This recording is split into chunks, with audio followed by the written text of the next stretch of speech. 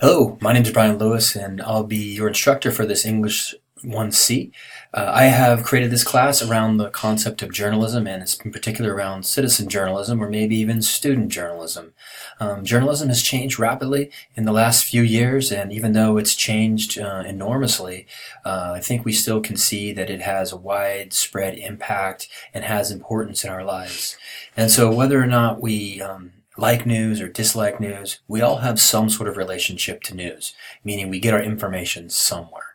And that information is oftentimes vital in helping us make choices about our lives. And so in this class, we're going to try to kind of go back to some of the long-standing principles of journalism and learn about them as we read and write and pitch ideas about what we want to write about, what we want to talk about, and then go ahead through the creative journalistic process of creating that communication, that writing, and then publishing it in our own blog.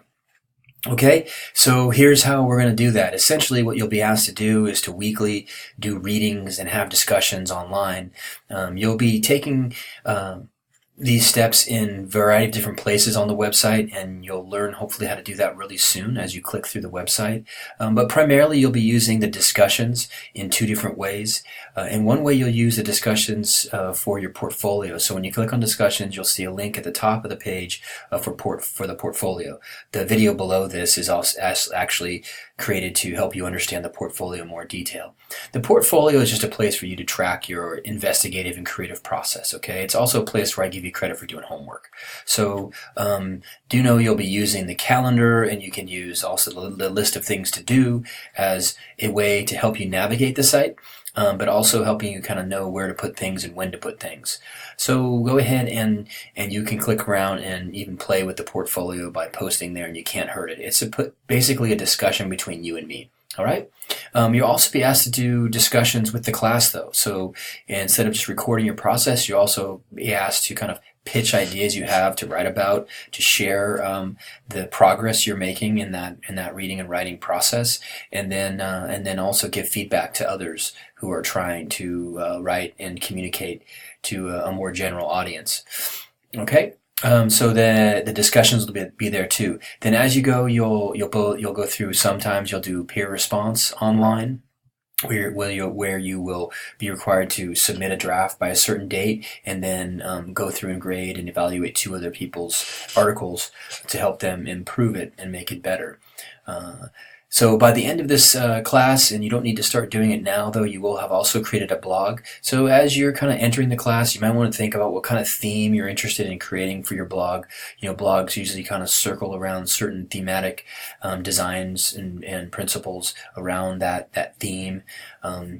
So you can take really on whatever theme you like. It could even be a blog about journalism. That our class is kind of going to use journalism as a topic, but then when asking you to become a journalist, you can really choose really any or topics that you like.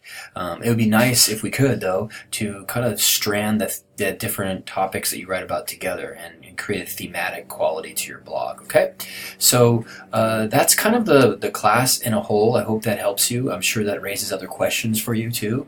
But just know that we're going to be using general principles of journalism, which you'll read about in this book called the Elements of Journalism.